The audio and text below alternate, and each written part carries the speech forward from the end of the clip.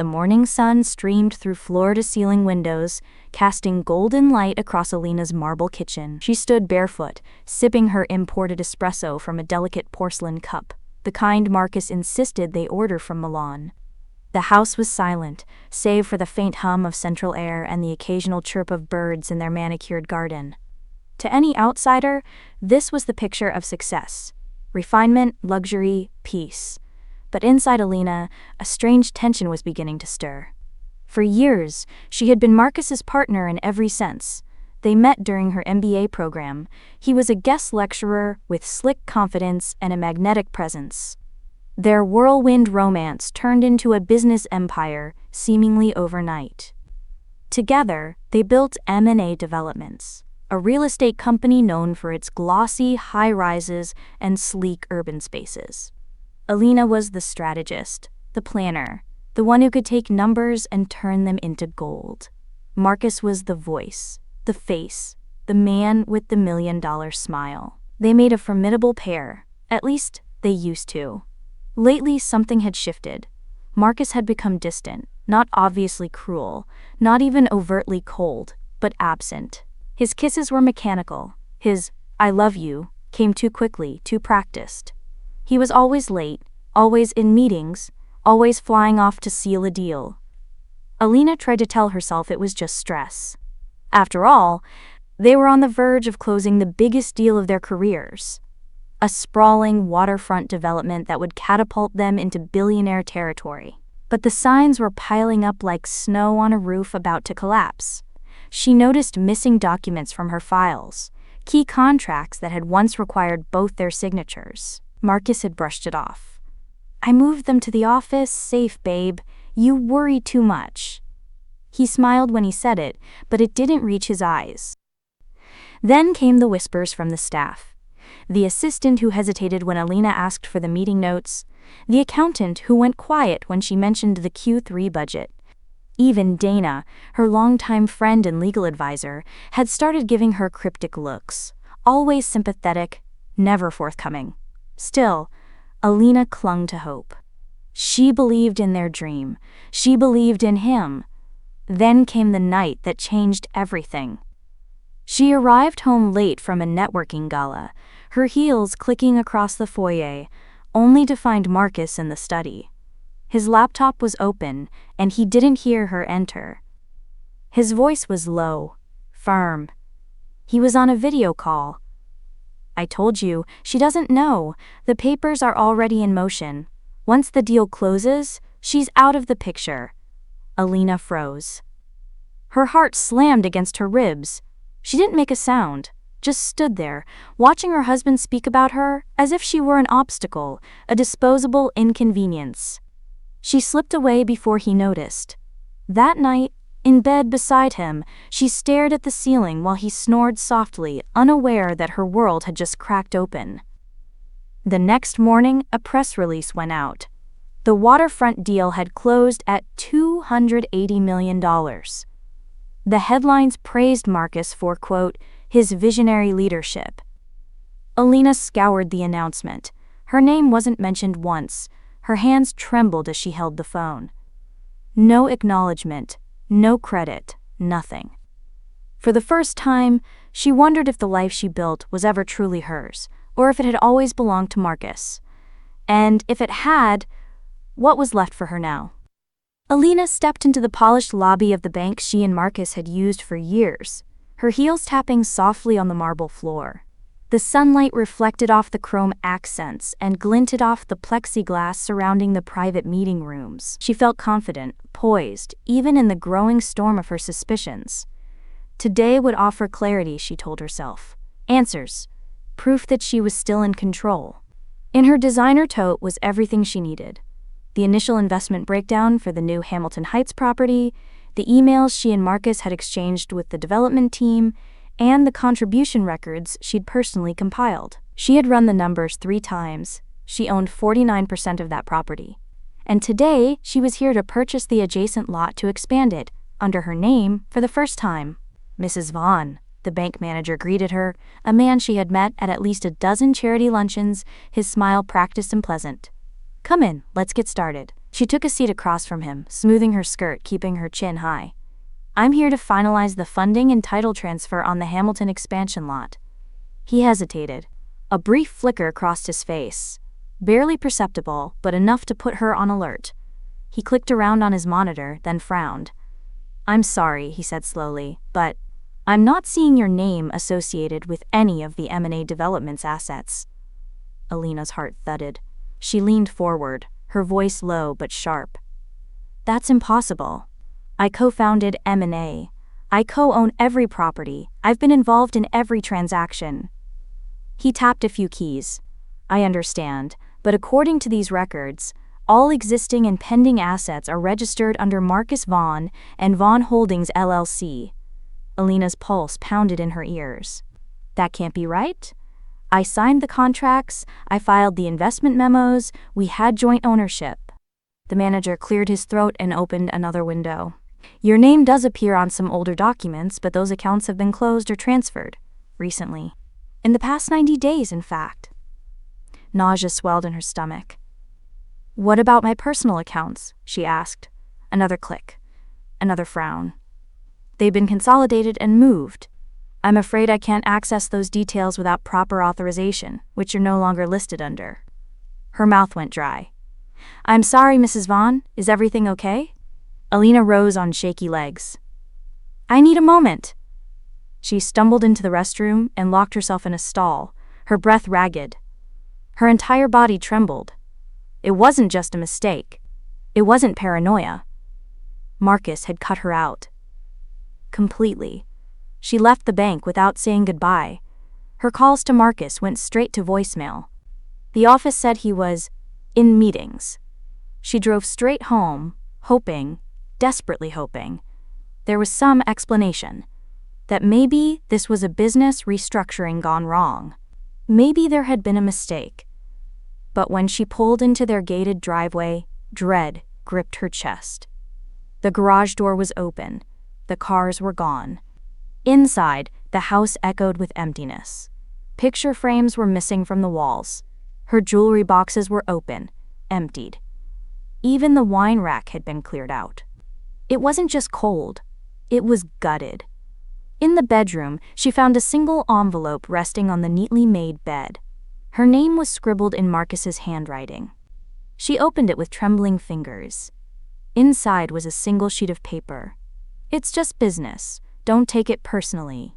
No signature, no apology, no remorse. The man she loved had vanished with everything. Her money, her name, her trust, and left her standing in the ruins of a life she thought was hers. And that was the moment Alina knew. This wasn't over. It was only beginning. Alina sat on the floor of what used to be her walk-in closet, knees pulled to her chest, surrounded by emptiness. The silk blouses, the Italian leather handbags, even the row of color-coded heels were gone. All that remained was the faint scent of jasmine from a perfume bottle that had rolled under the vanity. The silence around her was crushing. Days had passed since Marcus vanished, and with each hour, reality set in deeper. Her accounts remained frozen, her name stripped from every business document, and the man she trusted had evaporated into the air like smoke after a fire. But as the grief simmered into something sharper, more potent, Alina did what she always did. She started digging. She knew Marcus's patterns, his favorite restaurants, the way he used burner phones for sensitive deals, the fact that he never truly deleted anything from his cloud backups, just labeled them in code. He thought he was smart. But Alina had helped him build his fortress. She also knew where the cracks were. And that's when she found it. Tucked within a shared server they had once used to sync property appraisals, she discovered an encrypted folder labeled St. James. It wasn't a neighborhood. It wasn't an asset. When she cracked it open with an old password, a date only she would remember, the night of their engagement, what she saw turned her stomach. Emails. Dozens of them. Flirty, smug, conspiratorial. And they weren't from just anyone. They were from Dana, Alina's best friend, her bridesmaid, her legal advisor of 8 years, the woman who toasted to sisterhood at every wine night, who had held her hand through IVF failures, who cried with her over miscarriages and heartbreaks. Dana, The one person who knew the fine print of every deal, every contract. Dana, who had helped Marcus steal it all. The messages were damning. Attachments of forged documents with Dana's initials. Conversations planning how to retitle property assets in Marcus's name before she catches on. A photo of Dana lounging in Alina's pool chair, Marcus's hand possessively around her waist. The caption read, "Queen takes pawn." Alina felt her lungs tighten. It wasn't just betrayal. It was a carefully orchestrated coup. They'd been planning it for months, maybe longer. Dana had used her access to their contracts and estate planning to manipulate legal clauses, change ownership terms, reroute communications, all while looking Alina in the eye and asking if she needed anything. The final blow came when she opened a draft prenup amendment, dated 3 weeks before Marcus disappeared. Dana had ghostwritten it, removing Alina's claim to nearly every asset under the pretense of, quote, streamlining the estate. If Alina had signed it, she would have been left not just broke, but liable for millions in business debt. Her vision blurred as she read Dana's last email. She won't fight it. Alina's too proud, too emotional. Let her self-destruct. Then we can pick over what's left. Alina didn't cry. Not then. Instead, she stood up in the empty closet, straightened her back, and stared into the long mirror. Her reflection looked pale, wounded, but beneath it, something new was forming. Cold, sharp, focused. They thought she would fall apart, but they had made one fatal mistake. They forgot who built the empire in the first place. Alina left Los Angeles in the dead of night, driving her dusty, decade-old Lexus, the only asset Marcus hadn't touched, through the winding cliffs of Malibu and out toward the desert. Her phone was off, her social media accounts deleted, no tearful goodbyes, no dramatic farewell notes, just a silence as absolute as the betrayal she carried. She didn't cry, not anymore. That part of her had gone cold. Grief had turned to something else now, something dangerous. In the rearview mirror, the city lights shrank behind her, like the dying embers of a fire she would never return to.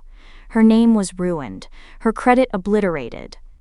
Her story, if you believed the tabloids Marcus subtly leaked to the press, was that of a volatile ex-wife who had been bought out of the business due to, quote, irreconcilable differences.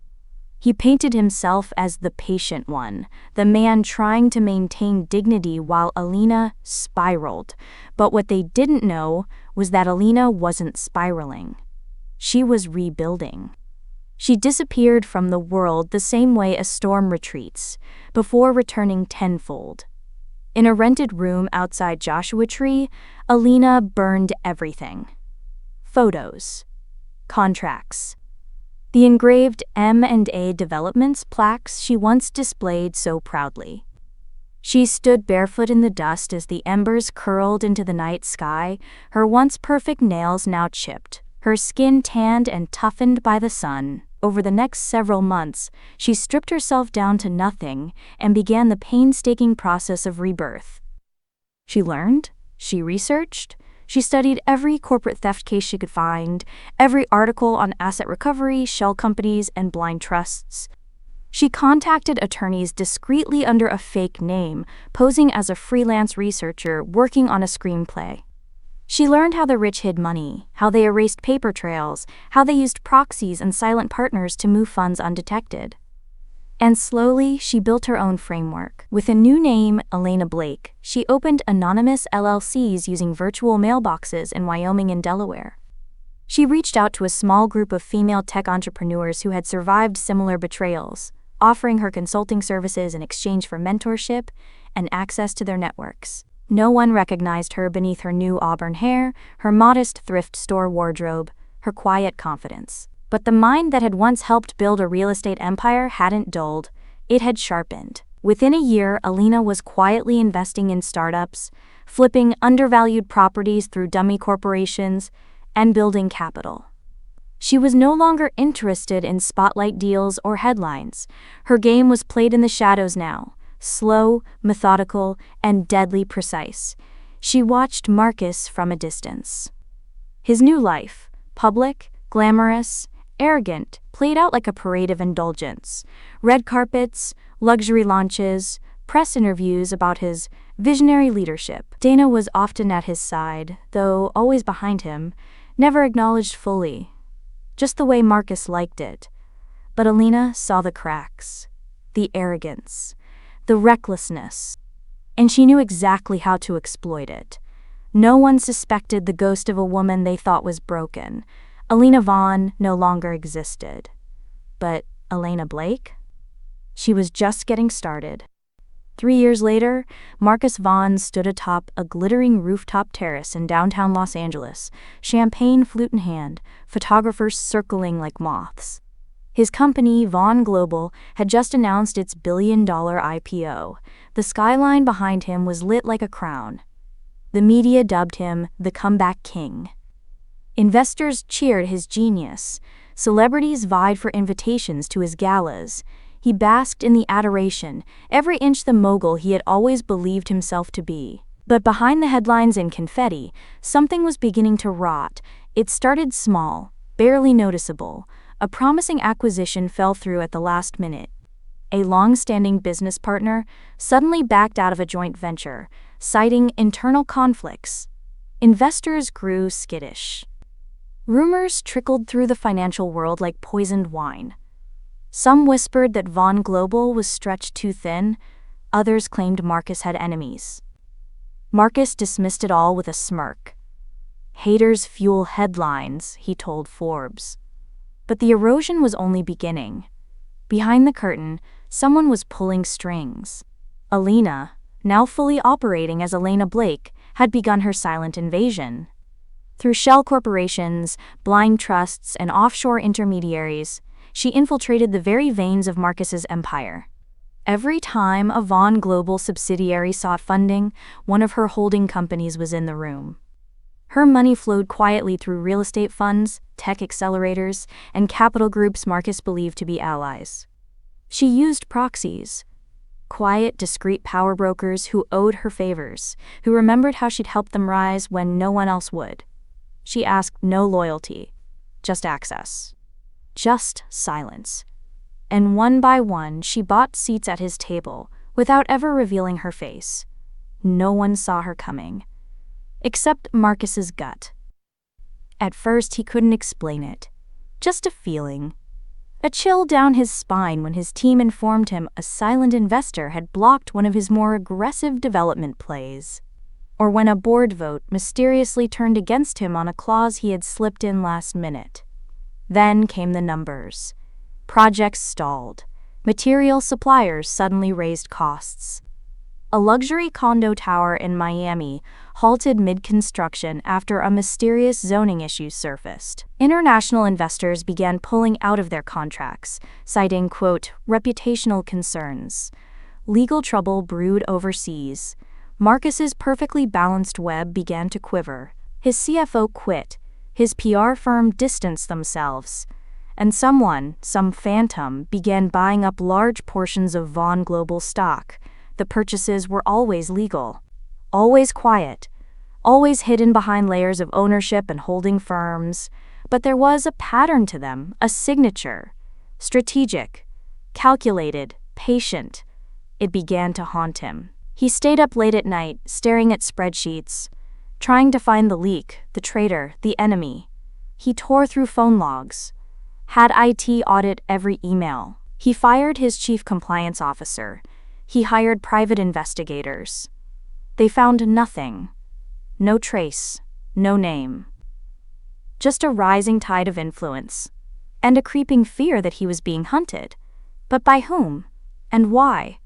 Marcus had built his entire life on the belief that he was untouchable, that he could betray, discard, and conquer without consequence. But as the foundation of his empire began to shake, he couldn't ignore the truth taking root in his mind. Someone hadn't forgotten, and someone was coming.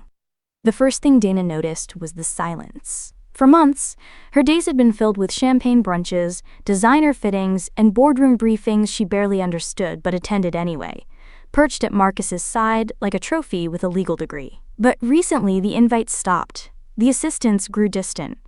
Even Marcus himself had started retreating behind closed doors, taking calls she wasn't allowed to hear. The morning the Amex was declined at her favorite boutique was the first crack. The clerk, once obsequious, blinked awkwardly. "I'm sorry, Miss Dane, perhaps you'd like to try another card?" Dana forced a laugh. There must be some mistake. But the next card failed too. And the next.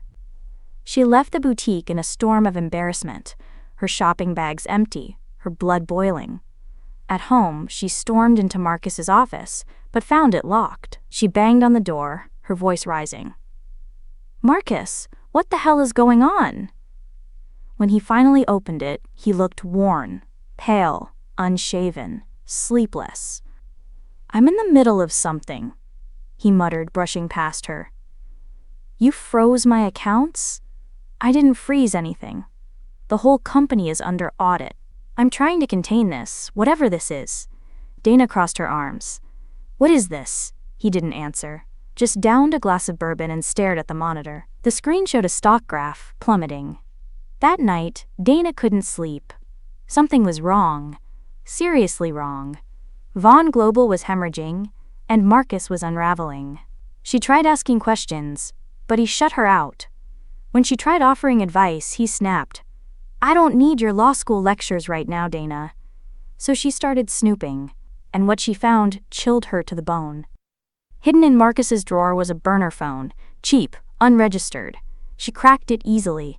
On it were dozens of messages, photos, and voice notes, none of them meant for her. The woman's name was Lilith, a lingerie model half Dana's age, with an Instagram page filled with filters, yachts, and motivational quotes. In the messages, Marcus lavished her with promises: Paris in the spring, a co-op in Soho, a new startup built around her brand. The language was painfully familiar, because he'd once said those exact things to Dana. "Queen takes pawn," he had whispered to her in bed 3 years ago, when they betrayed Alina together. Now she realized she wasn't the queen, she was just the next pawn.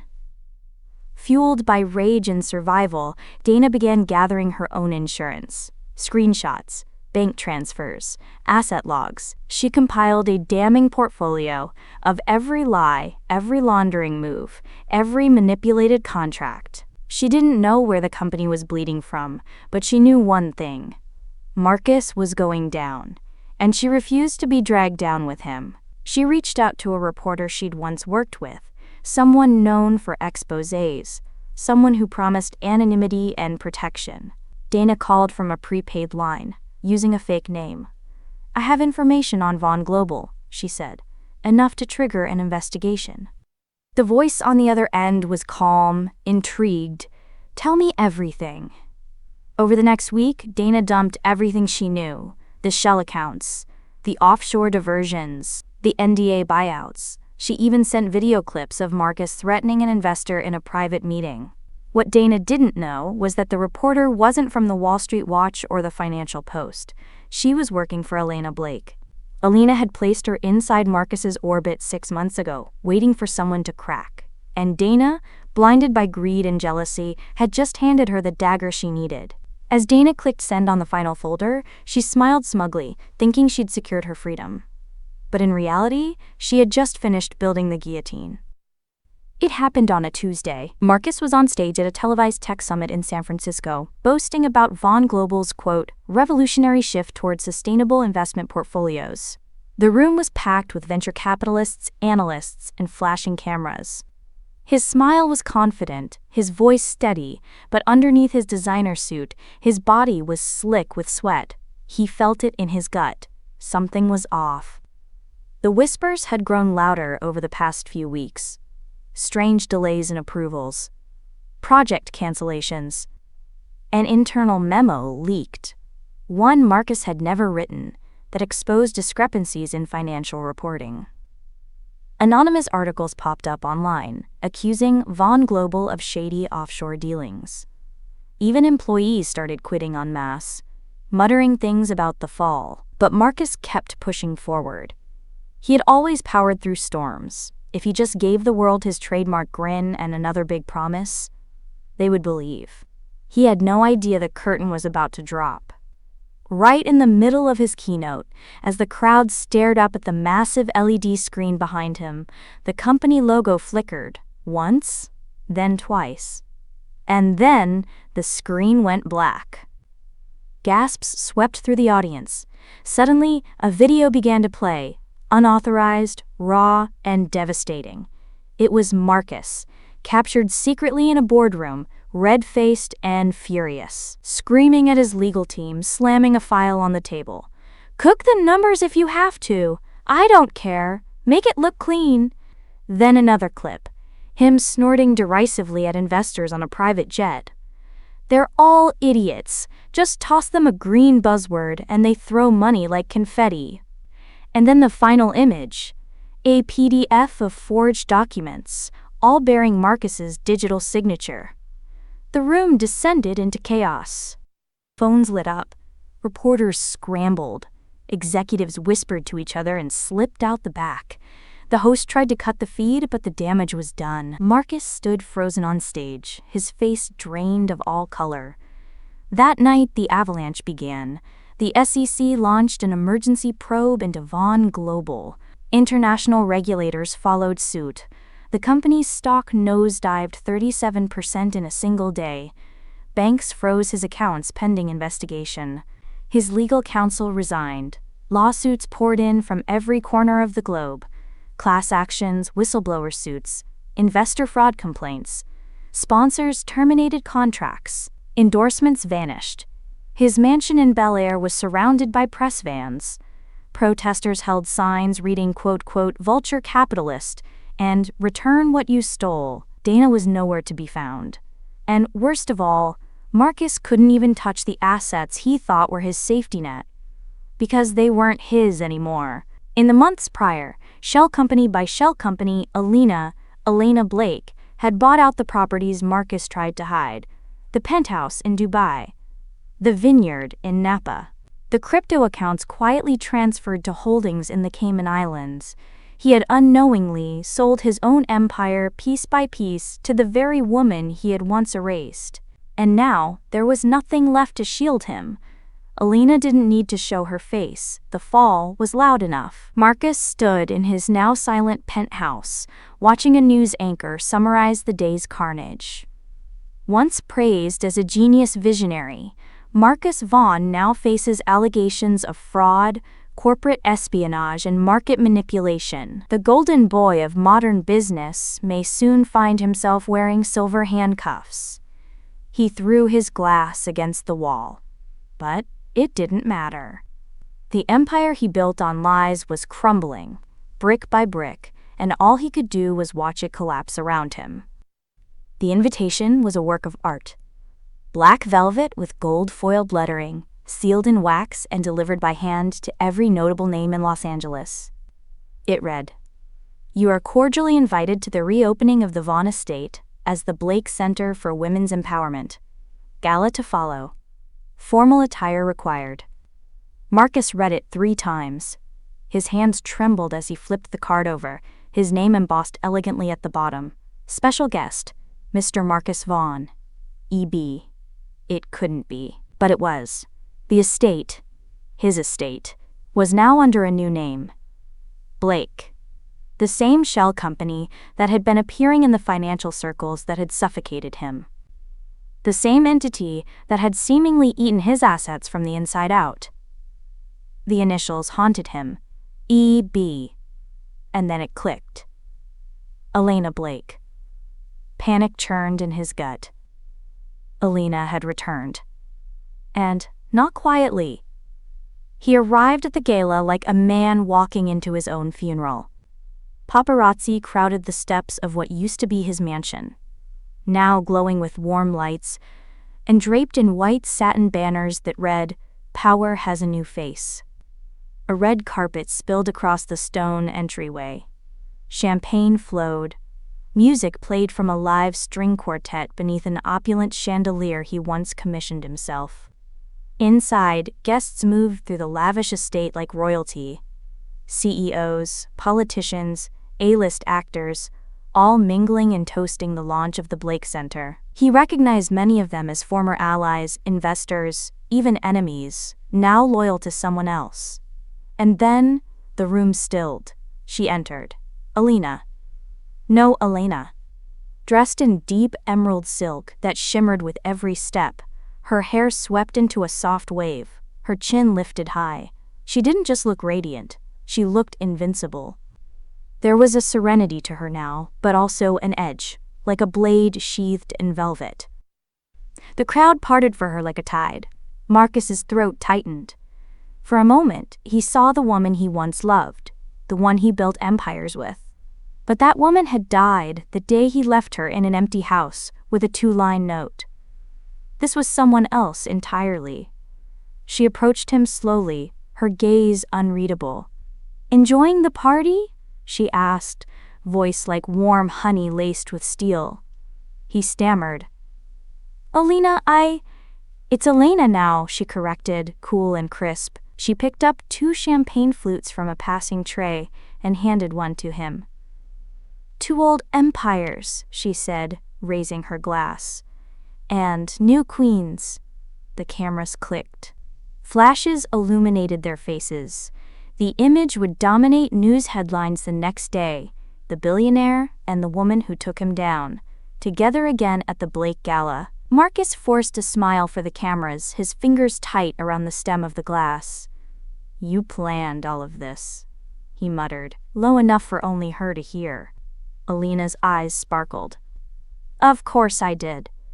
She clinked her glass to his, took a slow sip, then leaned in close enough to whisper just 2 words.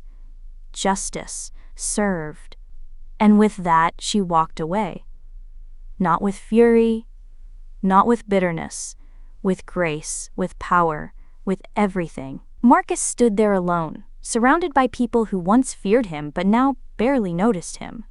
And in that moment, he realized she didn't need to destroy him. She only needed to become everything he told her she could never be. Rain poured over Los Angeles like a cleansing tide, washing the city in silver. Elena, now, watched the storm from the floor-to-ceiling windows of her penthouse office. Far below, traffic crawled along slick streets. The Blake Foundation had launched only 6 weeks earlier, but donations had already surpassed $20 million. Survivors were speaking out. Former partners had come forward. Her story, once erased, had rewritten itself into power. Then came the knock. Her assistant appeared in the doorway, tentative. "There's someone here to see you." Alina didn't turn. "I'm not expecting anyone. He says he won't leave." She inhaled slowly, her jaw tightening. She already knew who it was. Let him up. Minutes later, the elevator doors slid open with a soft chime. Marcus stepped in like a ghost of himself. His once pristine appearance was replaced by a man fraying at the edges. His tailored suit hung loose on his frame. His eyes were sunken, rimmed with sleeplessness. The tan he once maintained religiously had faded to pallor. He held no briefcase, no entourage. Just a soaked trench coat and a manila envelope clutched to his chest like a lifeline. Alina didn't speak. Neither did he. He stood across from her, rainwater pooling at his feet, the silence between them thicker than glass. "I lost everything," he said finally. She raised an eyebrow. "Good." "I deserved it," he said, his voice low, honest. She leaned back, arms crossed. "You're not here to admit guilt, Marcus. You never do anything without motive." He lowered his eyes. "I don't have a motive anymore. That's why I'm here." Alina let the silence stretch. He stepped forward, slowly, as if approaching a ledge. "I was wrong. About all of it. About you. You didn't need me. I needed you. And I destroyed the only real thing I had." Tears welled in his eyes, but Alina didn't flinch. "I have nothing," he continued. "No money, no allies, not even Dana. She disappeared the second the press turned on me." Alina stared at him, her face unreadable. Marcus held out the manila envelope. "I had these drawn up. They sign over what little I have left. The last rights to Vaughn Global's IP, the the residual patents. My name? Everything. It's yours. Alina didn't take the envelope. I don't want your leftovers, she said, her voice soft but cutting.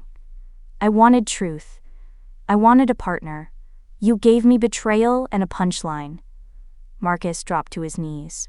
Rain dripped from his coat. His hands trembled. I'm begging you, Alina. Not for money, not for redemption. Just for a chance to make it right. Maybe even start again.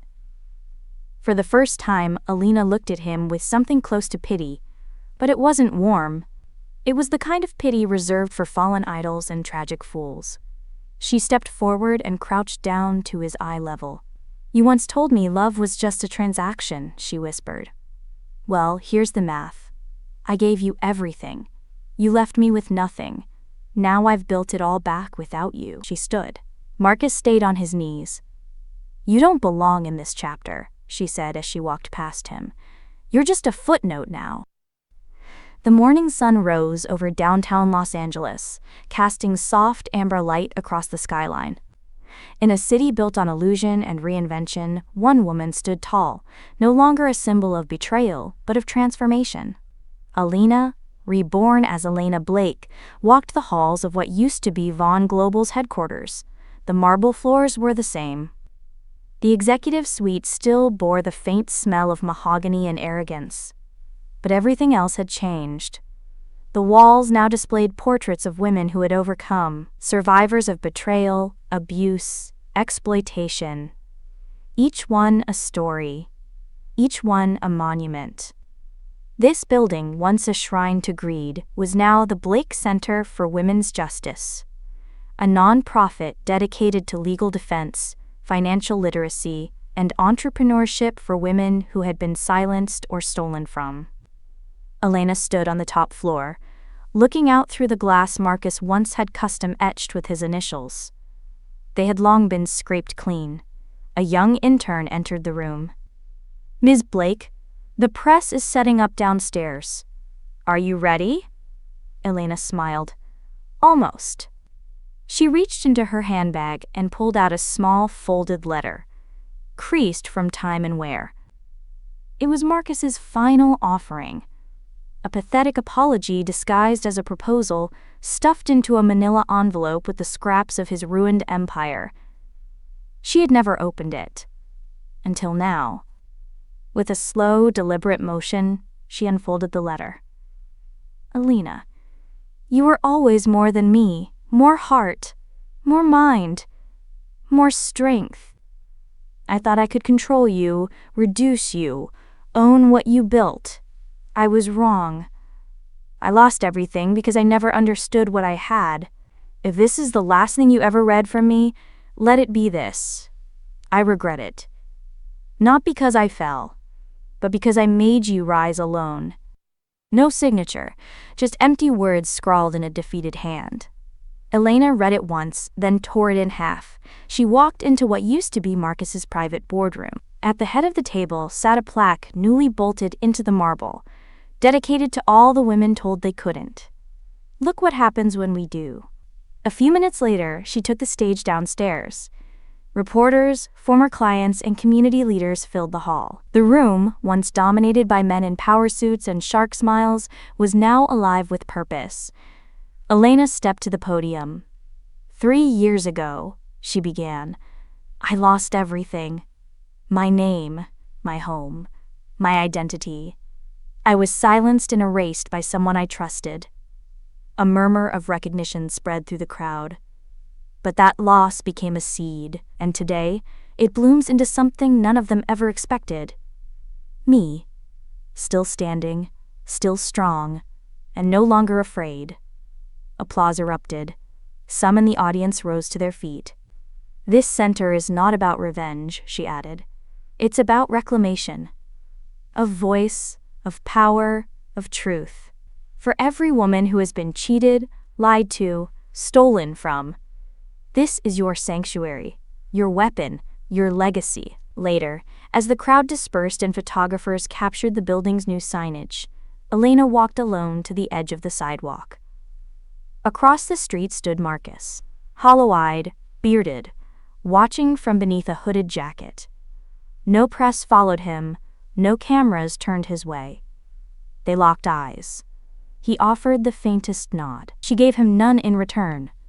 She simply turned, stepped into her waiting car, and disappeared into the rising light, no longer seeking closure, because the past was ashes. And she was already writing her next chapter,